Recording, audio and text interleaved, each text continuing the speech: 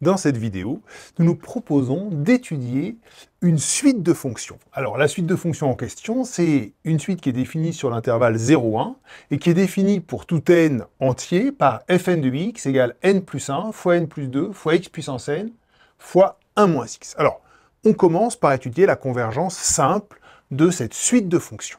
Pour la convergence simple, on commence par fixer x. Il est fixé dans 0,1 quelconque. Et puis, on va faire tendre n vers l'infini. Alors, évidemment, n plus 1 fois n plus 2, ça tend vers plus l'infini. Et puis, ici, bien, il y a deux cas. Si x est égal à 0, x puissance n, il vaut 0, donc ça fait 0 fois n'importe quoi, ça vaut 0. Et si x est égal à 1, c'est pareil, 1 moins x, ça vaut 0, et donc l'ensemble vaut 0. Donc, si x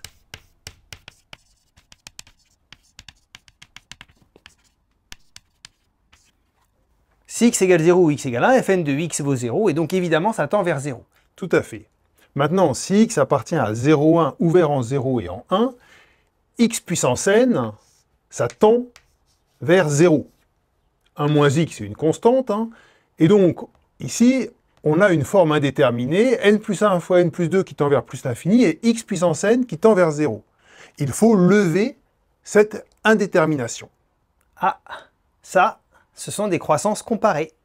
Je sais que la limite de y puissance alpha exponentielle bêta y lorsque y tend vers plus l'infini, c'est égal à 0 si bêta est négatif.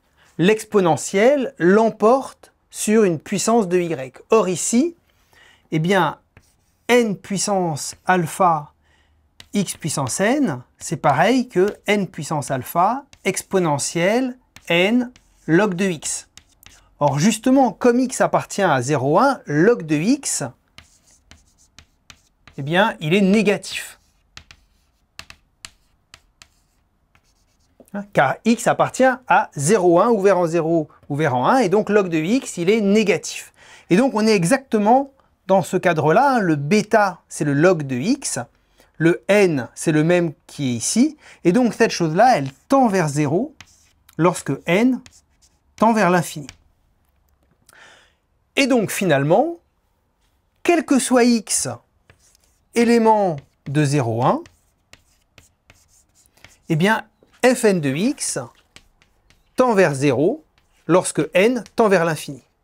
La suite de fonctions fn converge simplement vers la fonction nulle sur 0,1.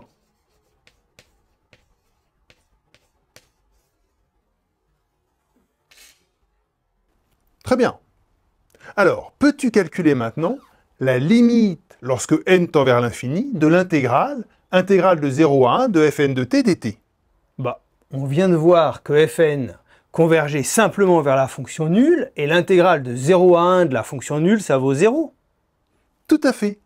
Mais toi, tu regardes l'intégrale de la limite. Et moi, je te demande la limite de l'intégrale. Et alors, il y a une différence? Eh bien, c'est ce que nous allons voir. Calcul IN. Allez hop, calculons. Ça ne doit pas être trop compliqué. Alors, n plus 1 et n plus 2, ce sont des constantes. Je peux les sortir de l'intégrale.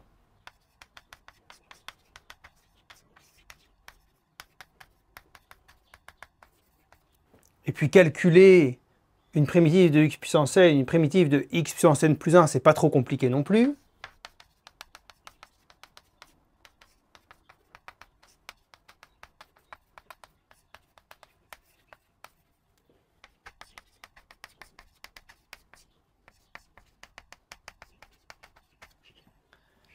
On réduit au même dénominateur.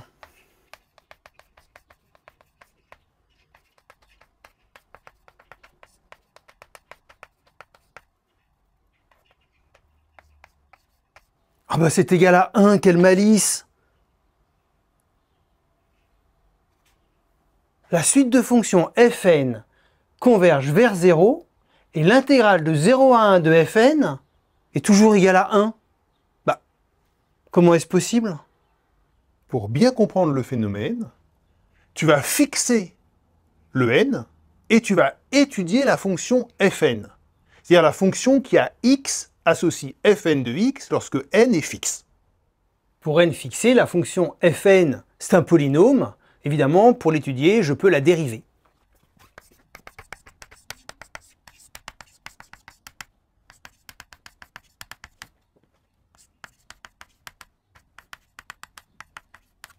Je veux étudier les variations de la fonction fn, donc je cherche le signe de f'n.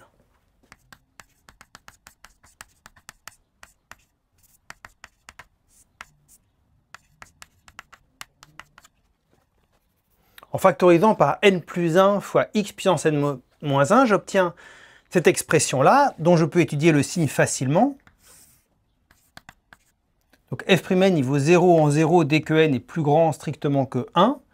Et f'n, elle vaut 0 en n sur n plus 1. Quand x est plus petit que n sur n plus 1, cette quantité est positive et puis tout le reste est positif. Et lorsque x est supérieur à n sur n plus 1, cette quantité-là, elle est négative et le reste est positif. Donc on a une fonction qui est croissante et puis décroissante.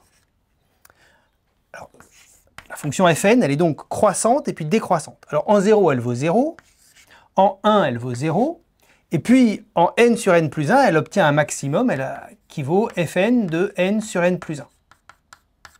Alors essayons de calculer ce maximum.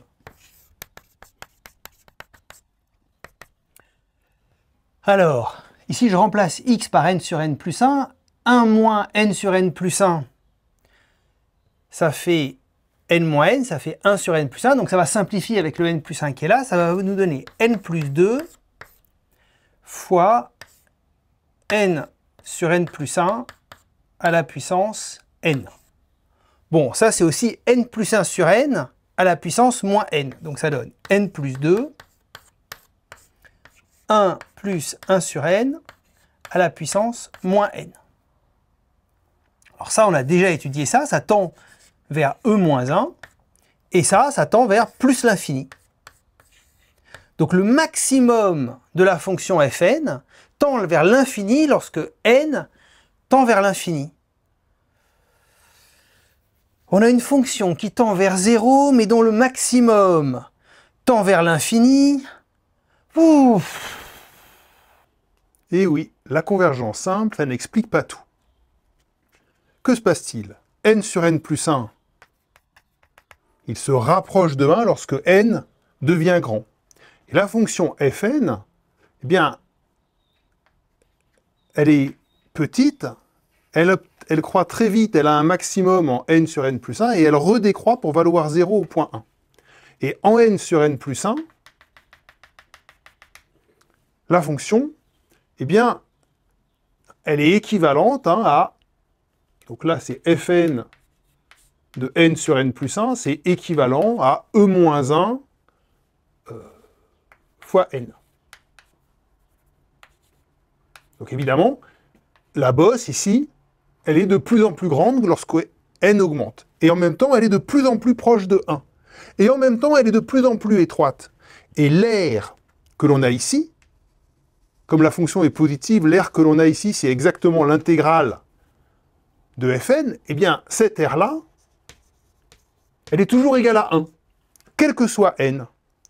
Oui, parce que notre bosse ici, elle est de plus en plus étroite et de plus en plus haute. Donc l'aire reste égale, mais elle change de forme. Elle devient de plus en plus étroite, la base devient de plus en plus étroite, elle se déplace vers 1, parce que n sur n plus 1 se déplace vers 1, et de plus en plus haute. Alors évidemment, ce qui se passe, c'est que si on fixe un x, maintenant je regarde que pour ce x-là, ce qui va se passer. Bien, lorsque n est petit, je vais avoir quelque chose qui va être comme ceci. La bosse, elle n'est pas trop proche de 1. Et la valeur, ici, elle n'est pas trop petite. Et puis, plus n va augmenter, et plus en x, la valeur va être petite. Pour n très grand, je vais avoir quelque chose qui va être comme ceci.